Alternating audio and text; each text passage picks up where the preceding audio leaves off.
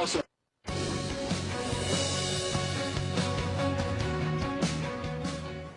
good morning. The Clinton campaign backing a recount in Wisconsin, but not without criticism from the president-elect.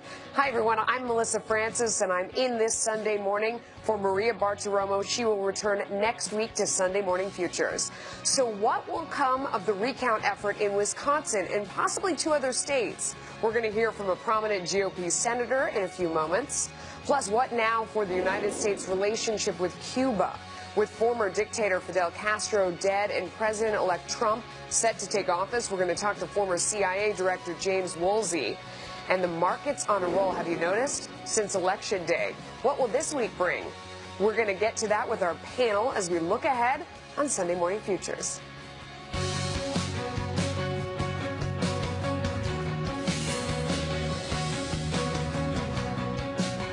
President-elect Donald Trump bashing the effort to recount votes in 3 states, calling it ridiculous and a scam. That's surprising, right? Green Party candidate Jill Stein officially requesting a recount in Wisconsin on Friday and continuing to raise money for recounts in Michigan and Pennsylvania. The Hillary Clinton campaign now joining the effort. Mr. Trump firing back at the plans last night, tweeting, quote, "The Democrats, when they incorrectly thought they were going to win, asked that the election night tabulation be accepted. Not so anymore." And this morning tweeting, Hillary Clinton conceded the election when she called me just prior to the victory speech, and after the results were in, nothing will change. Joining me now is Kansas Senator Jerry Moran. He is a member of the Senate Banking Committee and the Senate Appropriations Committee. Senator, thanks for joining us. When you look at the numbers surrounding the recount, Hillary Clinton would have to flip Pennsylvania and Wisconsin and Michigan in order to turn this election around. What do you think are the odds of that? well, I think the odds are nearly zero. And so we're going through some efforts that seem to me to be unnecessary. Our country historically, presidential candidates, those who have lost, have rallied around those that won and brought the country together, and I think that's important at this point in our country's history. If there are legitimate allegations about any kind of cyber tampering with voting machines across the country, then in my view, an election official in one of the states is probably not the place for that consideration to be had. If there's really serious allegations, legitimate ones, then I think this is a matter for law enforcement, the FBI, or intelligence agencies. But this seems to be one of those political efforts that at raising money and stirring the political pot. Well, I mean, a lot of people are calling to mind recounts of the past, but if you look at the actual raw numbers, in Michigan, where the person requesting it has to pay for it if they want to have a recount, he's up by 10,704 votes. Wisconsin is 22,000. Pennsylvania is 70,000. But in the issue of a recount, when it actually changes, aren't we usually talking about more like maybe a 1,000-vote margin? These are big margins, no? Absolutely. History really probably isn't the perfect guide, other than we've had this sense in our country that elections mean results. Results means moving forward for a new president. And in these instances, nothing that is evident would suggest that the outcome of an election, this election, would be changed. And so it seems to be something less than a legitimate effort to determine the outcome of an election. And that's what a recount is about, is who really won. And in this case, that's been determined. And in fact, as has been indicated, Secretary Clinton conceded that she lost.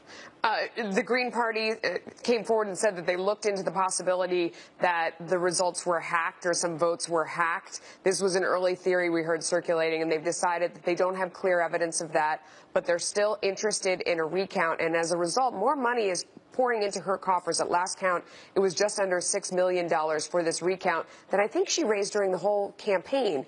Is there any evidence, though, that any of that money is coming from Hillary Clinton or Hillary Clinton supporters?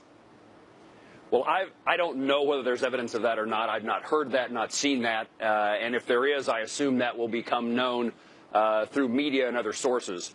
But again, there's no evidence of hacking that I'm aware of. But again, that wouldn't be a determination to be made by an election official in one of the states.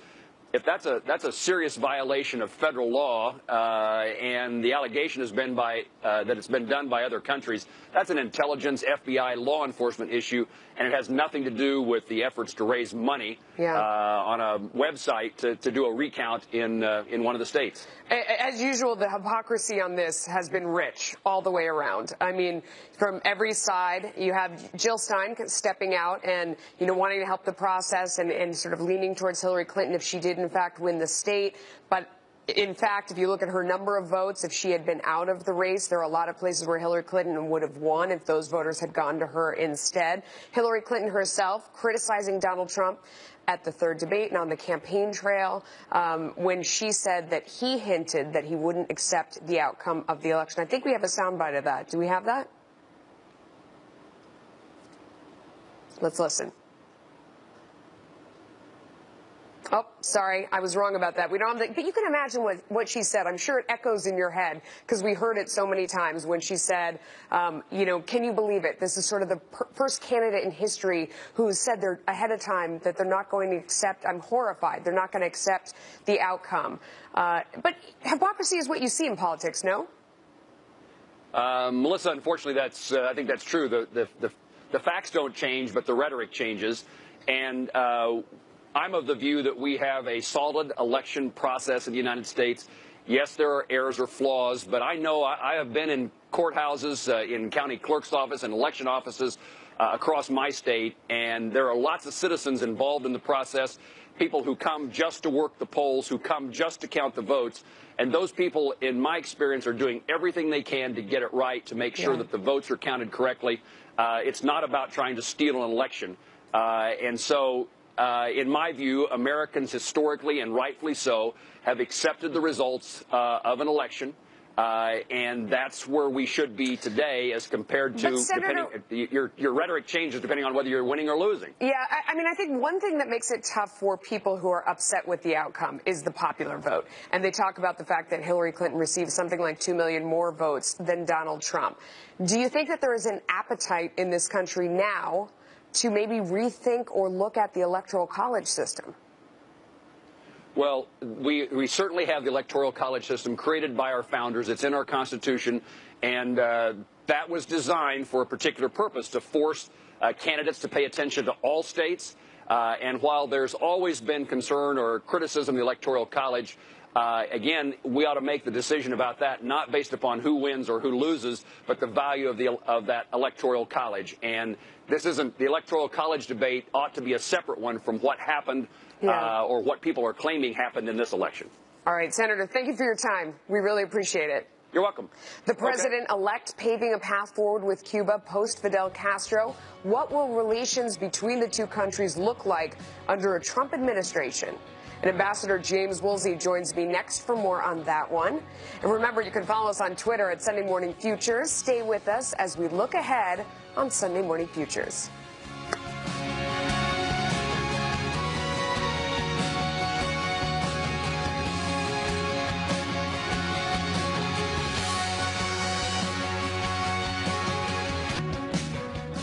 President-elect Trump discussing the future of the U.S.-Cuba relations in the wake of Fidel Castro's death. Mr. Trump saying his administration would, quote, do all it can to help the people of Cuba, a job that will probably fall to the president-elect's top diplomat, the Secretary of State. A part of Mr. Trump's statement reads, quote, though the tragedies, deaths, and pain caused by Fidel Castro cannot be erased, our administration will do all it can to ensure the Cuban people can finally begin their journey towards prosperity and liberty. Joining me now is Ambassador James Woolsey. He is the former director of the CIA. Sir, thank you for coming on the show this morning. Let's jump right to it. How do you think that a Trump administration will deal differently than the Obama administration? It's probably the most important question going forward, on Cuba at least. Well, as it did on Iran, the Obama administration has negotiated in a very giving fashion with the Cubans. They have not held to a firm requirement, for example, that political prisoners be released and religious discrimination stopped before they would take the steps to improve trade and the rest. And as a result, the new administration coming in is having to move uphill against concessions that were already made by the Obama administration, and that's a shame, because that means that we haven't given up, but we've made it harder. The government, the Obama administration, has made it harder for the incoming administration to get a better deal, to take a strong line, for example, on political prisoners, and succeed before releasing any change permissions for trade and the like. Those on the side of President Obama would argue that what we were doing wasn't working, that we had isolated Cuba. You know, they talk about people driving in cars from the 1950s, that they don't have any modern goods, and that by isolating the people, we were punishing them and not the administration. It hasn't worked. So open the doors to the fruits of what comes from the West, and, you know, the people will rise up, or, you know, their situation will be improved at least. What's wrong with that argument? Well, I think, generally speaking, the Cuban-American community in Florida and the rest of the United States has been right on this. Our problem is not that we've seen too tough a line coming out of the U.S. government on these issues. It's that we haven't seen a tough enough line. And I think that the Trump administration would have a much better opportunity to get a better deal out of the Cubans before going along with some changes if these gratuitous concessions essentially had not already been made by the Obama administration. You know, one of the surprises of the election was that Donald Trump got more of the Hispanic vote than people thought he would, and a lot of that came from Cubans who were unhappy, like you said, about what President Obama had done. Earlier today, White House Chief of Staff Reince Priebus was on with Chris Wallace, and he said talking is fine, but action is something that will be required under Trump. And when asked about reversing the opening on Cuba, he said absolutely. He's already said that would be the case. There has to be some movement from Cuba. How do you think that will be received by Raul Castro and those in charge in Cuba? Oh, they won't like it at all, but one pretty good guide to policy toward Cuba is if Fidel and Raul didn't like it, there's probably something good about it. And we are not in a situation, I think, such as the Obama administration seems to imply, in which there's just something bad out there. Nobody's really responsible for it. If we just all get together, right, can't we all get along? That whole patter, I think, is dead wrong in dealing with totalitarian dictators. There is a source of problem here. It's the Castro brothers and the dictatorship they've imposed on Cuba. And the excellent Cuban people deserve a lot better than that. They deserve a tough stance from the United States, I think, to help them. Yeah, before we run out of time, I wanted to get your opinion on what's going on in the seems maybe still ongoing race for the White House.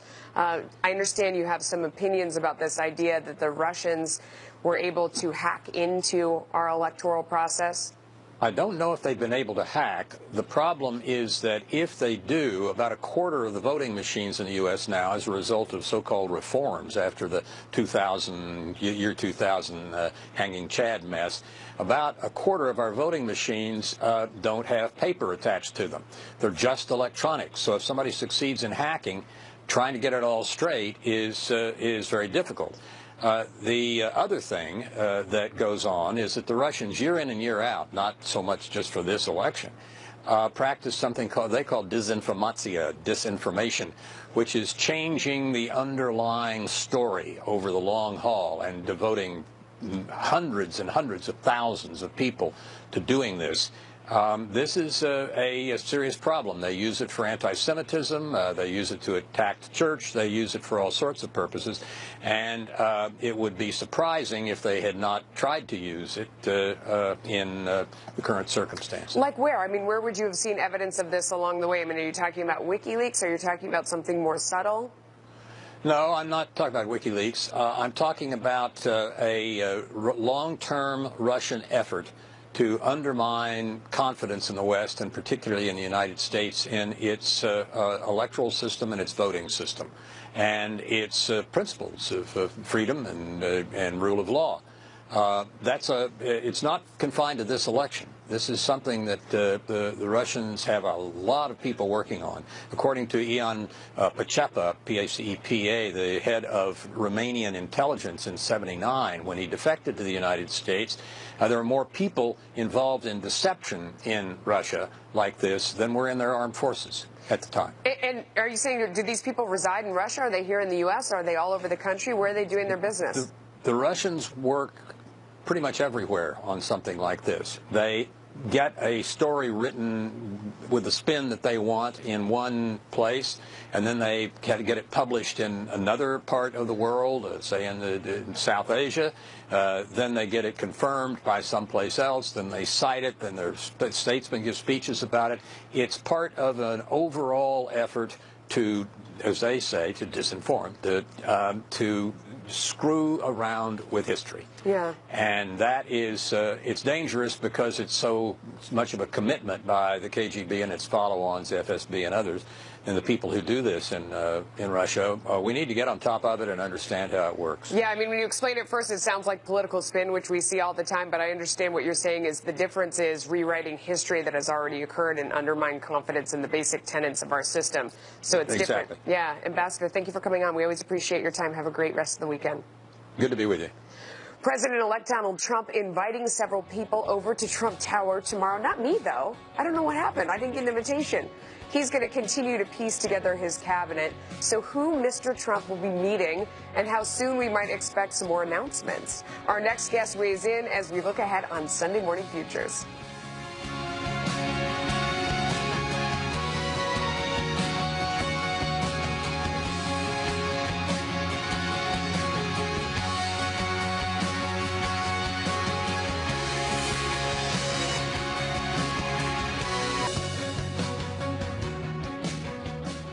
President-elect Donald Trump holding a series of meetings tomorrow at Trump Tower in New York City. There he'll continue working to fill out his administration. Among those who will reportedly see Mr. Trump, former Securities and Exchange Commissioner Paul Atkins, Sheriff David Clark of Milwaukee County, you know him, Wisconsin. And for more on this, let's bring in Anthony Scaramucci. He's a member of the President-elect's Executive Transition Committee.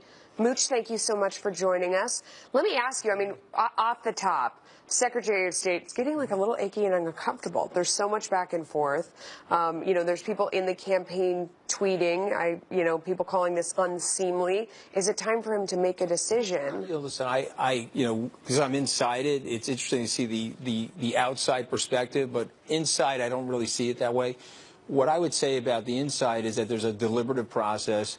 There's strengths and weaknesses to every candidate, just like there would be for you or I, Melissa. And right. So I think what Mr. Trump is doing, the president-elect is doing, is really just trying to figure out who's going to fit his agenda as it relates to foreign policy, how will that knit into the domestic policy.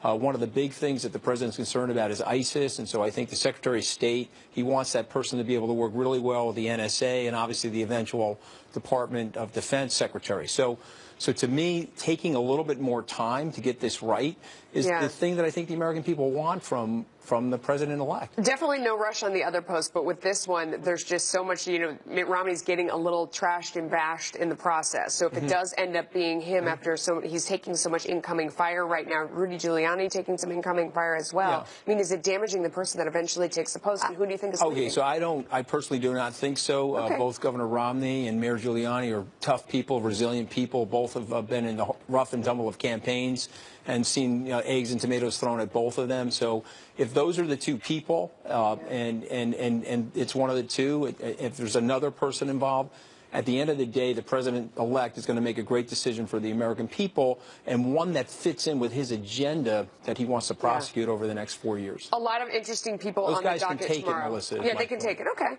A lot of interesting people tomorrow. Oklahoma's Attorney General Scott Pruitt. Sheriff Clark, somebody who's been on our network a lot. Very interesting, very outspoken, very colorful. He's got a book coming out. He has a big fan base. He doesn't mince words. Elected, he runs as a Democrat, but his name is being thrown around for Department of Homeland Security. He obviously knows everything about policing, but terror, do you think? Well, listen, I mean, again, I think what we would like to explain to the American people that there's a whole series of people that are being interviewed because of Sheriff Clark's personality. He's going to be the one that the media focuses on the most. But the message from inside the transition team is we're trying to provide the president-elect with all of the information we can give him and the pluses and minuses of each of the people. Yeah. And the greatest thing about President-elect Trump is that he's really taking the time and the deliberation. And so people are like, well, why hasn't he named this person or why hasn't he named that person? Well, the answer is you want him on behalf of the American people to really run a formal hiring process as opposed to a political favoring process or a process that would be designed the way Washington typically works.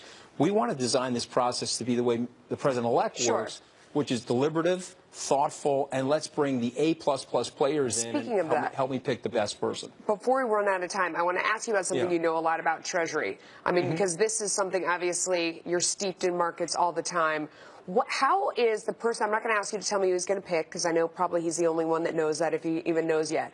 But what different direction do you think we would see coming out of Treasury under Trump than we've seen now? What will be different? Well, number one, I think we're going to put together a tax plan that will streamline taxes and reduce the burden and simplify the tax code and reduce the burden of taxes. Number two, remember, out of Treasury, that's where all the sanctioning comes from. And I think the president is going to want to use the sanctioning, perhaps, if we get into some trade issues with people. Remember, we want fair trade. We just want to even the playing field. If you look at these documents, the documents are unfair to the United States right now. And to make them fair, you may need the help of the Treasury Secretary. So we need somebody with a strong backbone, somebody that's very principled, and somebody that really understands President-elect Trump's agenda and is going to be forceful in helping them implement that agenda. Do you think that somebody who comes from a corporation, from Wall Street? Who's the best type of person to do that? I think the best type of person has three characteristics. One, someone that the president can trust. Number two, somebody that knows the policy intimately. And the last thing, and this is super important for me, and I've watched this, in the heat of battle, is this going to be a person that's going to survive the foxhole test? They're going to be running towards the bullets, Melissa, or away from the bullets like some of these politicians do. So we want people running towards the bullets to help the president-elect when he needs it. It's an interesting point you made about policing the sanctions and helping with that. That's an interesting way to look at that. Good point. Anthony Scaramucci, thank you so much. Thank you. House Democrats reeling from their election day losses. Leadership elections are coming up this week. Can Congresswoman Nancy Pelosi hang on to her spot in the face of a challenge? A member of the DNC joins us. That's coming up next as we look ahead on Sunday Morning Futures.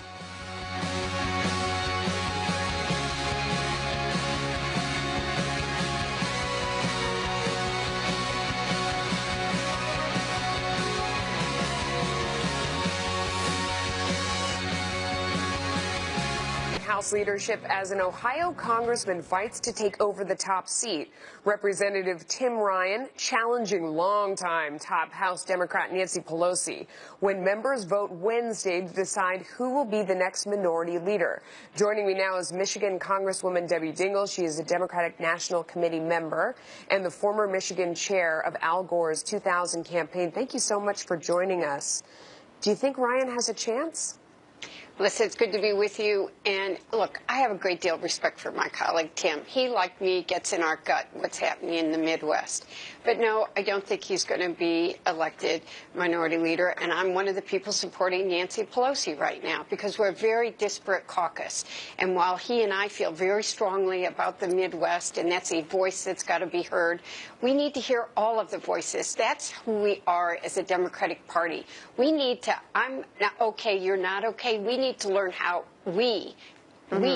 that's how we're going to win. And I think Nancy Pelosi's best positioned to bring that we together. It's interesting, though, to hear you tying your message to him. You know, you're saying you have the same feelings and beliefs as him, because I think you understand that what he's saying really strikes a chord. He said, we are perceived in middle America that we are tied to Wall Street and we're tied to big money. And in that sense, Nancy Pelosi looks a heck of a lot like Hillary Clinton.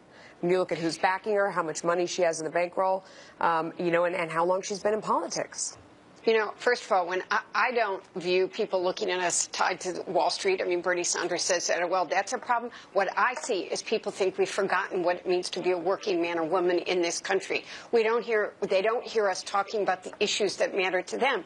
And as I've said repeatedly, they don't want a lot. They want a job that's going to give them enough money to live in a safe neighborhood, buy food, and be able to go to a doctor. Yeah. They're tired of trade deals that are shipping their jobs overseas. And something nobody's talking about is pensions that are not in any way an entitlement, that they've paid money in. They're scared they're not going to be there.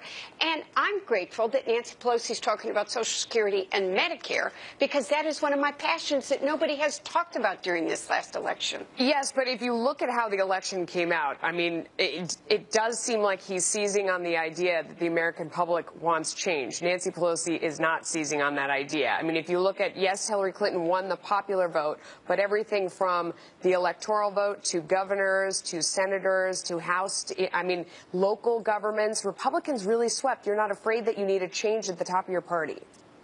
You know, respectfully, I'm going to tell you that we've got to have somebody that's going to pull us all together. She has already announced potential changes we'll discuss at the caucus on Wednesday. She has put out 3 communication co-chairs that absolutely reflect the diversity of this country. Hakeem Jeffries from New York. These are people she's going to nominate. Sherry Bustos from Southern Illinois, who's a blue dog. So, you know, she is hearing and listening, and I think trying to respond to the caucus. I'm certainly going to be a voice that's not going to go away in any way, shape, or form. I understand that you do have a vote when it comes to who's going to chair the DNC. That's another position that's in transition over there. The favorite, Representative Keith Ellison of Minnesota, is that who you support? I have not announced my support for anybody. Keith is, like Tim Ryan, is a good friend and a colleague. But I think we've got a lot of soul searching to do, a lot of listening. I think we've got to go through that process first, figure out what this party needs. That election's not to the end of February, and I think we need to take the time to listen, to understand, see who are the candidates before. I'm certainly not going to commit, and I hope others are going to wait and do that soul-searching first. Yeah, I mean, you mentioned, you know, Bernie Sanders' name earlier. When you look at the leaders on your side of the aisle, do you see things moving more to the left? I mean, even when talking about Representative Ellison, you know, people say, oh, well, he has the support of Chuck Schumer and Elizabeth Warren and Bernie Sanders. And these kind of more extreme people to the left are who are coming forward in the party. Is that the direction the Democrats are moving? I think we've got to be very careful to be an inclusive party that has everybody in it. We have different viewpoints. We have different perspectives. And our strength comes in figuring out how we are that there's a place for progressives. There's a place for working men and women in the Midwest that just want to make sure they've got a job and that their pensions are there. The coasts that care about the environment. But the environment doesn't mean that you don't care about it in the Midwest, too. We've got to find our party is strong when everybody feels like their voice is at that table. But that's what it seems like Hillary Clinton was trying to do, and it didn't work. I mean, she's kind of trying to be all things to all people, that I can be on the left on this, I can be, you know, more centrist on this, that we're including everyone in, and that what people were hungering for is the specific, you know, the person that's really targeting what, you know, millennials loved Bernie Sanders. Trump had his big support. Passionate, smaller groups of supporters. It's sort of what propels a candidate forward. The broadness may not work. I'm going to say this to you. My district is one of the most diverse districts in the country. I have Ann Arbor, which is a lot of progressives, a university town, and the downrivers, which are good, hard-working men and women. I work for all of them, and they know I work for all of them. I understand what their issues are. I'm the first person to oppose trade deals. And by the way, said a year and a half ago, Donald Trump was exciting people because he opposed trade deals that were threatening those jobs that were going to be shifted overseas. But when I have the largest population of Muslims in the country. When I had a Muslim soldier that something was wrong, I fought for him. You can do both. Okay. Thank you so much for coming on today, Congresswoman. We appreciate your time. Thank you. Now here's a look with what's coming up on Media Buzz. Let's check in with Howard Kurtz. Howie, what you got cooking this morning? Good morning, Melissa. Well, a holiday smorgasbord. We're going to start with the coverage of Donald Trump meeting with those network executives, the New York Times, the coverage of this ridiculously long shot Wisconsin recount. And we'll also take a look at Twitter shutting down some alt-right accounts and Facebook grappling with fake news. Seems to be a bit of a scourge. And I've gotten a lot of reaction to this one on Twitter. Why are the NFL's ratings down? Are people just getting sick of football? We oversaturated? Is too much politics? all coming up at the top of the hour, Melissa. Interesting, although I have to admit I'm going to be watching football later on today, but going back and forth. So I never miss you, but I got to dip in on that football too. Thanks so much. We look forward to your show, Howie. Thanks. Once upon a time, President-elect Donald Trump caused outrage by suggesting he might not accept the election's results. Do you remember that? Now that shoe is on Hillary Clinton's foot. How's it fitting? Our panel is here to discuss as we look ahead on Sunday Morning Futures.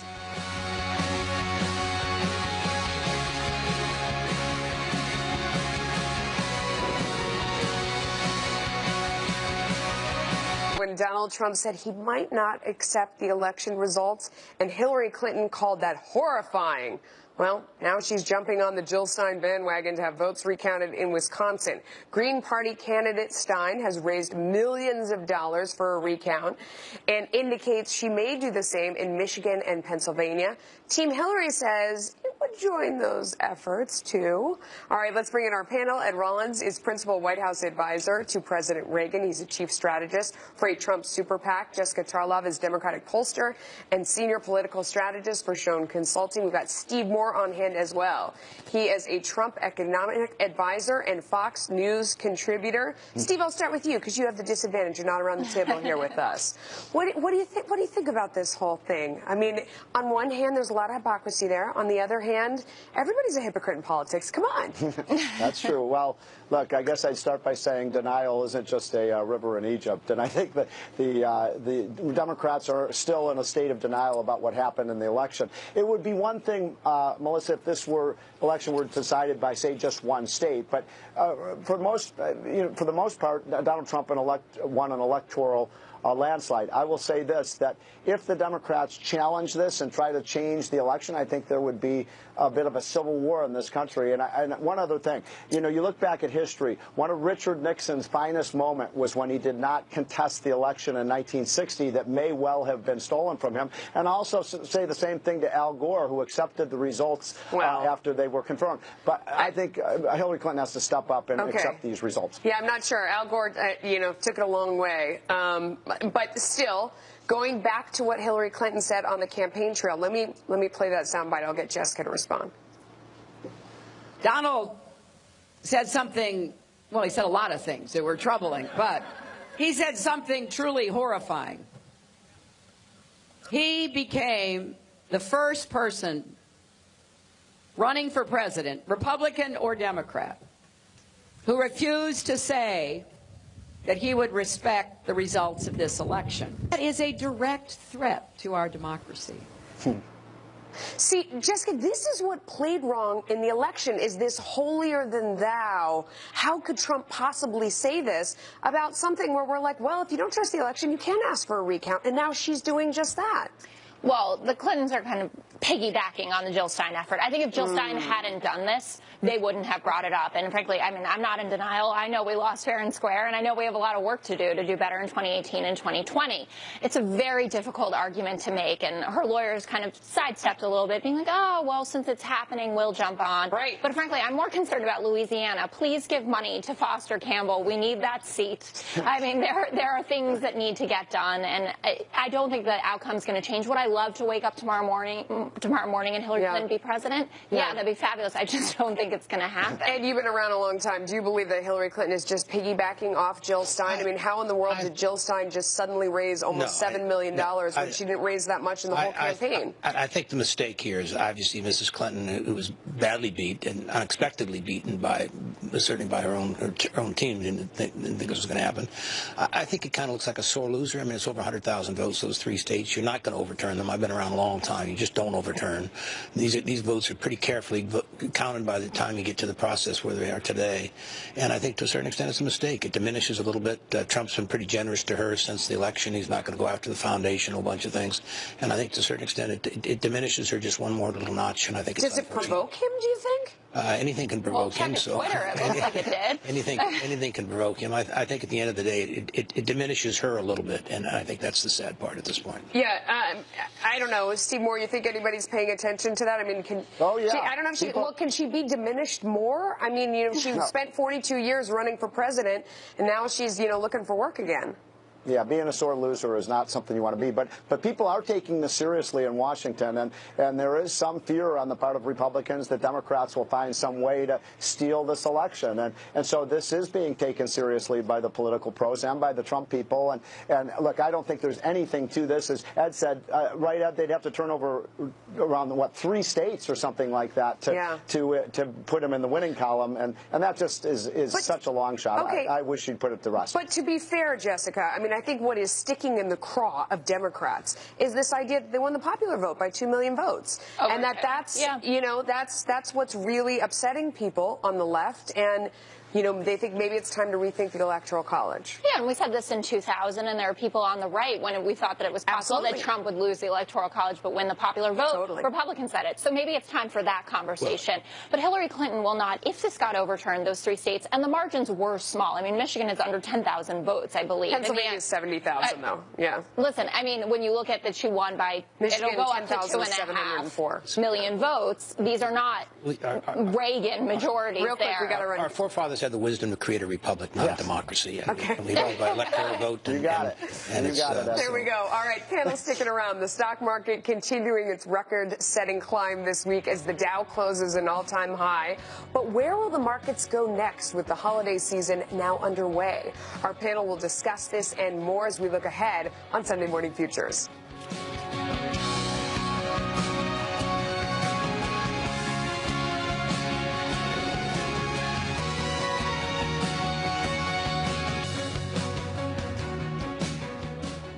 Stocks closing higher at the end of the week as the market continues its record-setting rise. The Dow and the S&P 500 both soaring over the last few weeks as investors wait to see whether President-elect Trump's spending plans will speed up our economic growth and everything else he has planned.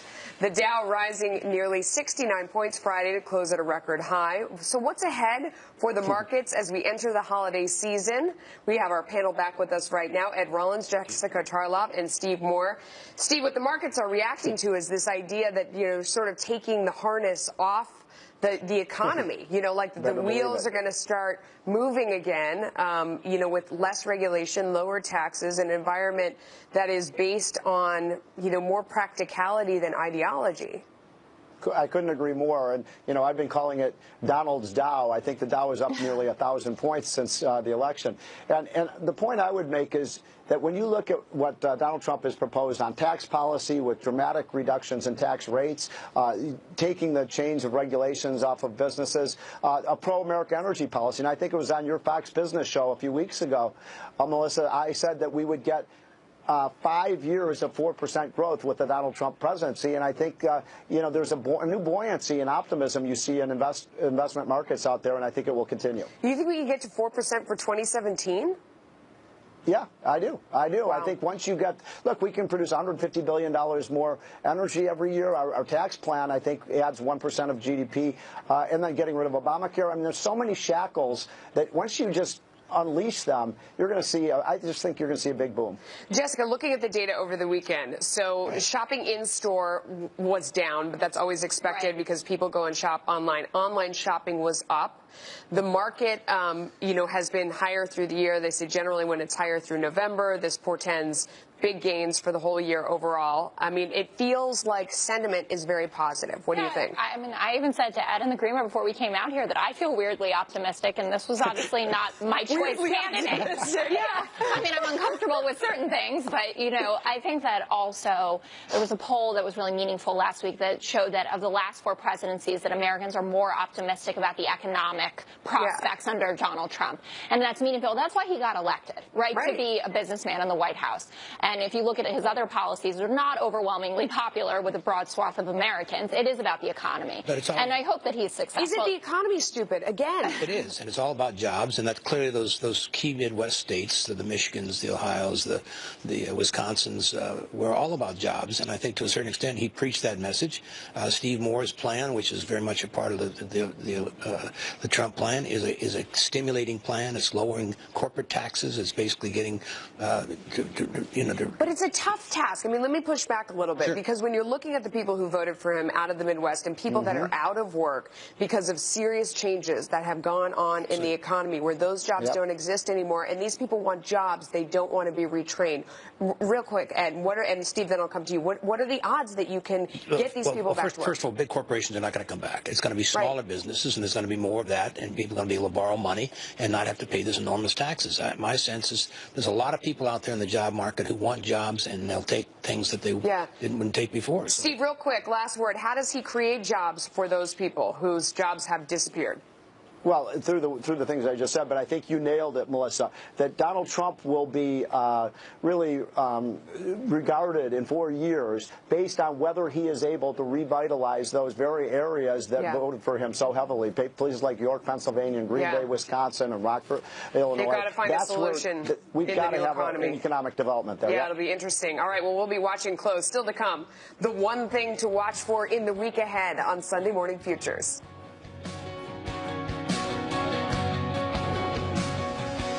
Watch for this week. Ed, I'm going to let you go first. The Treasury Secretary appointment and the Secretary of State appointment, those are two of the big four, and they should come out this week. Yeah. Jessica, what about you? I agree with that. It's all about the appointments. And Donald Trump, we know, is not very ideological, so I'm looking at who he's putting in place to actually execute these kinds of policies. And I'm curious about Ben Carson and this HUD appointment. And, you know, he said he didn't think he was qualified for something. Now he thinks that he is. So that's interesting. How that plays well, out. I want to say I'm concerned about our inner cities, obviously. So. Yeah. Okay. Steve, what do you think? What's your one thing? These guys stole mine, but I will say this. On Treasury, Steve Mnuchin, who worked with me on that tax plan, possibly Jeb Hensarling, a congressman from Texas, or a pro-growth Democrat, Melissa, Jamie Dimon. I think it'll be one of those three. And I'll also be looking, does the Donald Dow continue to soar? Yeah, no, those are important things. I'm also going to be watching those sales numbers from the weekend to see how consumers are feeling. Great show, you guys. Thanks so much. That does it for us here on Sunday Futures. Maria Bartiromo is back next week. Media Buzz next. Mean results. Results means moving forward for a new president. And in these instances, nothing that is evident would suggest that the outcome of an election, this election, would be changed. And so it seems to be something less than a legitimate effort to determine the outcome of an election. And that's what a recount is about, is who really won. And in this case, that's been determined. And in fact, as has been indicated, Secretary Clinton conceded that she lost. The Green Party came forward and said that they looked into the possibility that the results were hacked or some votes were hacked. This was an early theory we heard circulating, and they've decided that they don't have clear evidence of that, but they're still interested in a recount. And as a result, more money is pouring into her coffers. At last count, it was just under $6 million for this recount that I think she raised during the whole campaign. Is there any evidence, though, that any of that money is coming from Hillary Clinton or Hillary Clinton supporters? Well, I don't know whether there's evidence of that or not. I've not heard that, not seen that. And if there is, I assume that will become known through media and other sources. But again, if they're lost, have rallied around those that won and brought the country together. And I think that's important at this point in our country's history. If there are legitimate allegations about any kind of cyber tampering with voting machines across the country, then in my view, an election official in one of the states is probably not the place for that consideration to be had. If there's really serious allegations, legitimate ones, then I think this is a matter for law enforcement, the FBI, or intelligence agencies. But this seems to be one of those political efforts that at raising money and stirring the political pot. Well, I mean, a lot of people are calling to mind recounts of the past, but if you look at the actual raw numbers, in Michigan, where the person requesting it has to pay for it if they want to have a recount, he's up by 10,704 votes. Wisconsin is 22,000. Pennsylvania is 70,000. But in the issue of a recount, when it actually changes, aren't we usually talking about more like maybe a 1,000 vote margin? These are big margins, no? Absolutely. History really probably isn't the perfect guide, other than we've had this sense in our country that elections are, again, there's no evidence of hacking that I'm aware of. But again, that wouldn't be a determination to be made by an election official in one of the states. that's a serious violation of federal law, and the allegation has been that it's been done by other countries, that's an intelligence, FBI, law enforcement issue, and it has nothing to do with the efforts to raise money on a website to do a recount in one of the states. As usual, the hypocrisy on this has been rich all the way around. I mean, from every side, you have Jill Stein stepping out and, wanting to help the process and sort of leaning towards Hillary Clinton if she did, in fact, win the state. But in fact, if you look at her number of votes, if she had been out of the race, there are a lot of places where Hillary Clinton would have won if those voters had gone to her instead. Hillary Clinton herself criticizing Donald Trump at the third debate and on the campaign trail when she said that he hinted that he wouldn't accept the outcome of the election. I think we have a soundbite of that. Do we have that? Let's listen.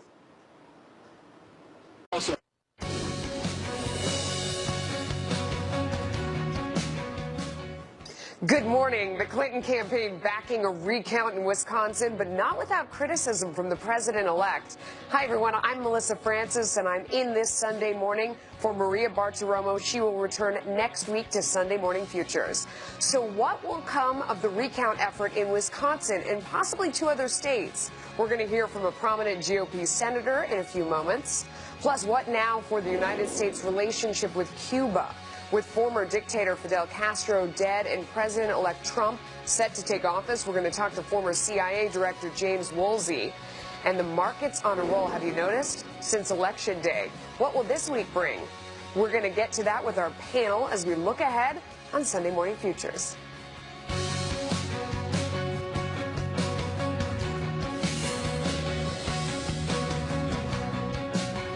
President-elect Donald Trump bashing the effort to recount votes in 3 states, calling it ridiculous and a scam. That's surprising, right? Green Party candidate Jill Stein officially requesting a recount in Wisconsin on Friday and continuing to raise money for recounts in Michigan and Pennsylvania.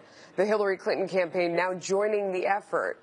Mr. Trump firing back at the plans last night, tweeting, quote, "The Democrats, when they incorrectly thought they were going to win, asked that the election night tabulation be accepted. Not so anymore." And this morning tweeting, "Hillary Clinton conceded the election when she called me just prior to the victory speech, and after the results were in, nothing will change." Joining me now is Kansas Senator Jerry Moran. He is a member of the Senate Banking Committee and the Senate Appropriations Committee. Senator, thanks for joining us. When you look at the numbers surrounding the recount, Hillary Clinton would have to flip Pennsylvania and Wisconsin and Michigan in order to turn this election around. What do you think are the odds of that? Well, I think the odds are nearly zero. And so we're going through some efforts that seem to me to be unnecessary. Our country historically, presidential candidates, those who have